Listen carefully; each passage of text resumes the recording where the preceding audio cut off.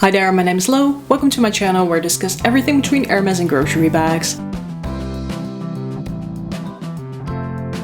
Happy 2024 everyone! In today's video I wanted to look back on the bags that were on my wish list for 2023 and discuss which ones I got and which ones I didn't. And I wanted to look ahead at which bags are on my wish list for 2024.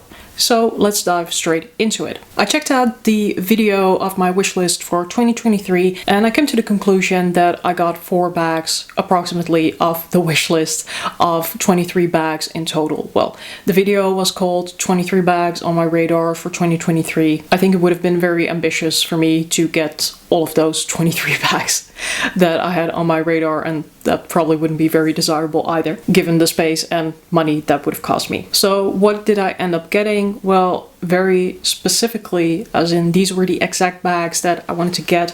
The Marc Jacobs J Mark bag in, I forgot the name, but this gorgeous sort of grayish blue. It is in the regular size. It is a super versatile bag with silver hardware and I absolutely wanted to have this color, and I wasn't really interested in all that much else because it's kind of a plain flat bag, so to say. So I just checked this off my list and I haven't really been tempted in getting anything similar ever since. Then the other bag I got the exact variant of that I wanted to have is this MCM Anna or Tracy tote. There's multiple names for this bag. It's a very cute sort of LV Elma BB type of style. Sorry, I haven't really prepared this bag all that much. This is just kind of how I keep it in storage. But anyway, also really wanted to have this color. I don't think I would have been really open to having any other color. It's not a bag that I use all that much, but I have gotten some use out of it. Then 2 bags where I went a little bit off the radar, so to say. So I ended up getting the Givenchy Mini Antigona. I originally wanted to get this bag in a grain leather and in a neutral color, and obviously you can tell that I didn't go with that eventually. I really only got this bag because it was such an amazing price. I definitely got more than 50% off full retail, which is quite uncommon, I find, even for Givenchy. I get a lot of compliments on this bag, and I think it's a good bag to have in a fun color as well, or at least for me it's a good bag to have in a fun color. So definitely not regretting that decision. And then finally, I've been kind of fanatic getting APC Grace bags into my collection. I just brought out one. This is the APC Grace in the mini size, and that was actually the size that I was not planning to get. However, I saw this come by in this beautiful shade of caramel, and I really think that this color is the best on the mini for some reason. I ended up punching some extra holes into the strap so that the strap is just a little bit longer on this bag, but ever since I've really been enjoying using it because it sits really nicely on me as a crossbody bag. The other APC Grace bags I got are the one just in a regular size. I have that in the color Vino. And then I recently also added the Grace Baguette, which is in the color Noisette or Hazelnut. So I think I'm kind of APC Graced out for now. However, I wouldn't be surprised if the APC Small comes up in a really nice neutral, that I would get that as well, because the colors on these bags are just amazing and I'm a sucker for a good, interesting neutral color. So then what did I not end up getting? Well, I don't want to go through 19 individual bags, but I do want to touch upon some things that I've noticed over the past year. So when making my wish list for 2023, I was still very much into Wandler. I bought a number of their bags and I was looking to add some more, but I just noticed during the year that I kind of stepped away from it. I did actually try to purchase a Wandler Georgia at some point in time, but something went wrong with the logistics. It just never ended up at my house, and because it was the last one and it was on sale, I was just never able to get that one for a good price, and so I just kind of let it go. And then otherwise, most of the models that Wandler has come out with this year, I'm not super interested in. I find that the price point on Wandler has become pretty high, so even with the discounts that they do still have, I just don't find the price quality ratio all that interesting anymore. Plus, I've noticed with the bags that I already have, the leather is pretty delicate and they do these beautiful organic shapes, but because the leather is sort of curving and bending all the time, it also does cause some creasing. So I guess I'm overall just not all that excited about Wantler anymore, but I think I will talk about that in another video. So I don't think I ended up adding any Wantler bags. I also came pretty close to buying the Tory Burch Fleming bag in the boucle, so the fabric. I found it somewhere on sale, but it was not quite in the size that I wanted to have it. So again, I wanted to have a bit of a bigger size because I wanted to wear it as a shoulder bag. And I think that small shoulder bags always look a bit funny on me. So I decided to pass on that. I have been experiencing a little bit of FOMO around it in that sense.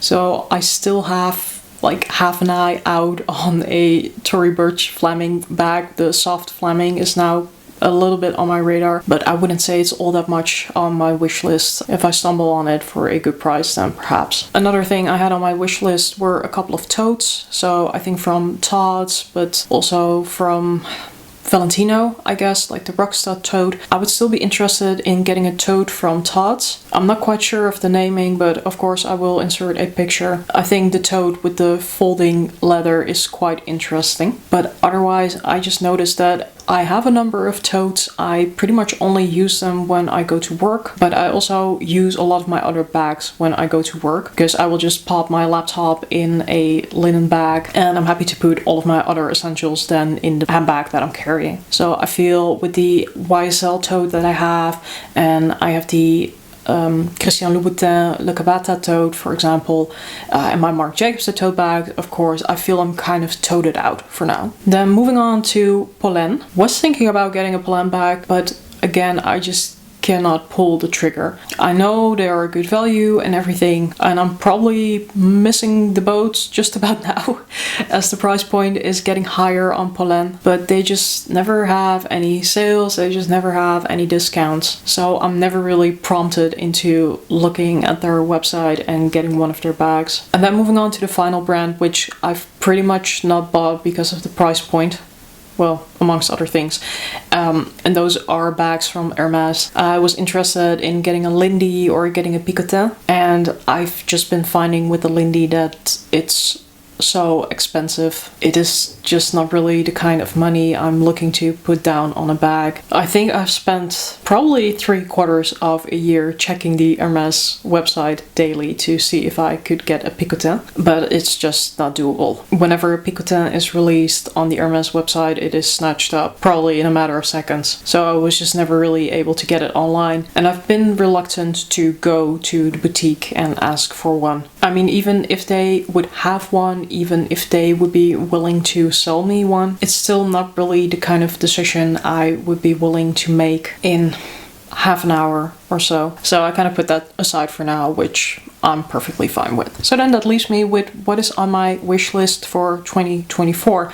And I'm definitely not going to come up with 24 bags. That would make this a very lengthy video, and honestly, there are no 24 bags that are on my wish list right now. There's a couple of bags that have been drawing my attention, but I think it's highly unlikely that I will actually get them, so I will save those for a different video. What I'm wanting right now is only 2 bags, and those who have been with me for a little bit longer probably already know what those bags are. So the first bag that I would like to get is the Ferragamo Studio bag or the Studio box bag. Initially I was more interested in the box bag, but now that I've been watching them for a little bit longer, I'm actually a bit more tempted to get the Studio bag. But for the right price and color, I think I'm technically still open to both, and either one of these models would scratch my itch for the Ferragamo Studio bag. And then the second bag I am still interested in getting is the Etro Vela bag. This bag has been living rent-free in my head for quite some time. I thought it was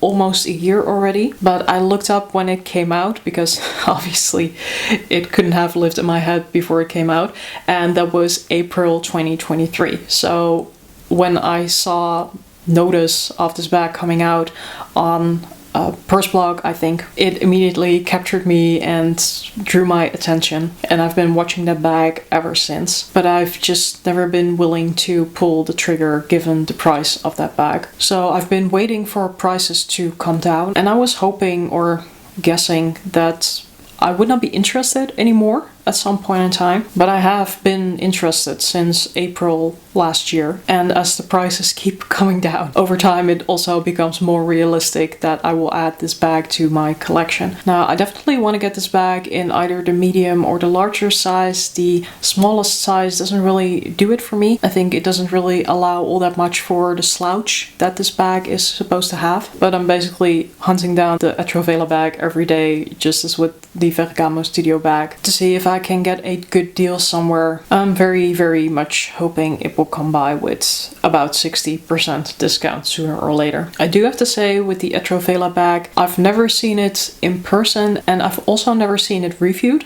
by anyone. I've just seen pictures and commercials around it, so it could be that if I see that bag in real life that I end up not liking it, or I end up being concerned with leather creasing, for example. So this bag could be one big deception. For the Ferragamo Studio bag, I feel more confident knowing the quality of Ferragamo, knowing how much other people love this style of bag. If I had to pick between the two, I'd probably be more comfortable getting the Ferragamo bag, but we'll see. I'll get them when I'll get them. So yeah, that's my pretty short and boring wish list for 2024. I think I've gathered so many bags over the past couple of years that a lot of the things I've been wanting or meaning to get are already there. Some things have just become kind of redundant because I have other bags that fit the purpose very well. Plus, I've also been considering that for this year, for 2024, I might want to make some different financial decisions, which leaves a bit less to spare in the bag fund. But I'm really in a good place with myself and my collection, so I'm definitely happy about that. And there's also still plenty of bags that were not on my radar for 2023 that I did end up getting, and that I still also need to discuss with you guys. So not to be worried, there's more content and bag reviews up ahead. So hope all of you have a amazing start to the year. Thanks so much for watching. Remember, there's a styling, a situation, and a taste for everything, so don't judge. Wear whatever the bag you like. Until next time, or as we'd say in Dutch, doei!